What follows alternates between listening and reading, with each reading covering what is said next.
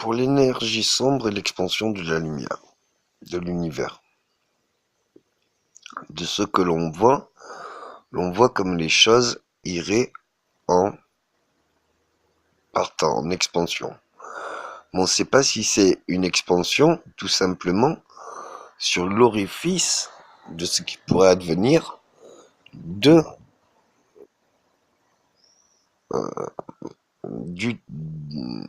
l'ovale ou du cercle, de l'orbite.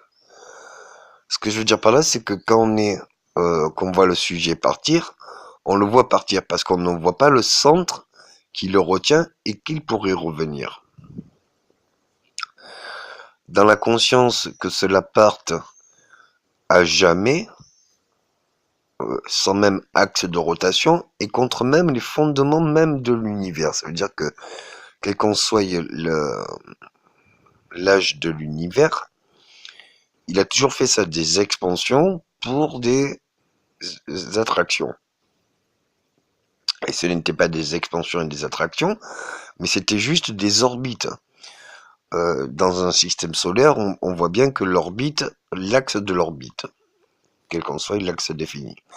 Mais on peut se dire aussi que si de ce que nous sommes sur Terre, et nous voyons en illusion expansion, on pourrait très bien se dire que ce n'est pas une expansion, mais c'est une orbite.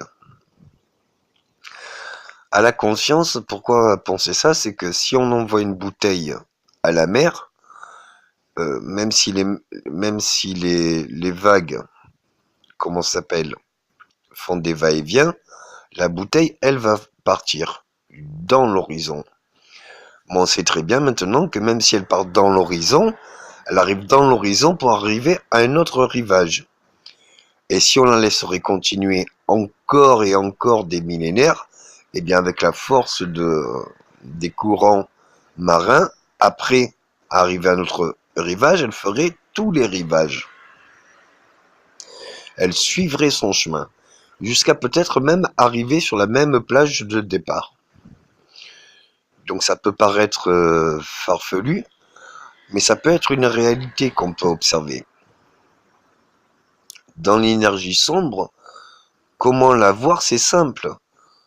Faites des calculs sur la tracée des planètes.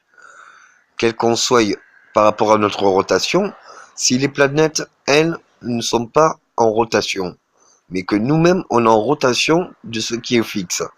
De part de notre rotation et de la vitesse de notre rotation, en gardant un isoloir ouvert, du coup, on peut voir la tracée des planètes. Et dans la continuité des tracés, on va pas revenir au même point. On va revenir au point où la planète elle-même a elle aussi tracé. Et donc on pourra voir comme cela les flux énergétiques de l'univers, de la magie noire. Pas la magie noire, de l'énergie sombre. En espoir.